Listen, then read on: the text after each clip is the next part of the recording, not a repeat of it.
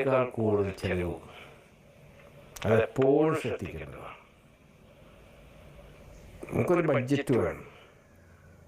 ആ ബഡ്ജറ്റിൻ്റെ പാരാമീറ്ററിൻ്റെ ഉള്ളിലായിരിക്കണം നമ്മുടെ ചെലവ്. അതല്ലെങ്കിൽ ഡെഫിസിറ്റ് വരരുത്. ഇപ്പം ഇന്ന് ക്രെഡിറ്റ് കാർഡും വല്ലതും ഇതൊക്കെ കിട്ടുന്നുണ്ട് ബാങ്കിൽ നിന്ന്. ക്രെഡിറ്റ് കാർഡ് നമുക്ക് ഉപയോഗിക്കാൻ ബാങ്ക് അനുവദിച്ച് തരുന്നത് ഫ്രീ ആയിട്ട് രണ്ട് മടക്കി കൊടുക്കണം. നമ്മുടെ കയ്യിൽ കാർഡുകൾ വിചാരിച്ചിട്ട് ഇഷ്ടംപോലെ സാധനം വാങ്ങാൻ പറ്റില്ല. നമ്മുടെ ബഡ്ജറ്റും നമ്മുടെ കപ്പാസിറ്റിയും നമുക്ക് മന്ത്ലി എന്ത് ഇൻകം വരുമെന്ന് ആലോചിച്ചിട്ടേ ചിലവാക്കാൻ പറ്റുള്ളൂ. അപ്പോൾ അറിവിനേക്കാൾ കൂടുതൽ ചിലവ് എപ്പോഴും ചിന്തിക്കണം. വളരെ കൺസർവേറ്റീവായിട്ട് ചിന്തിക്കണം.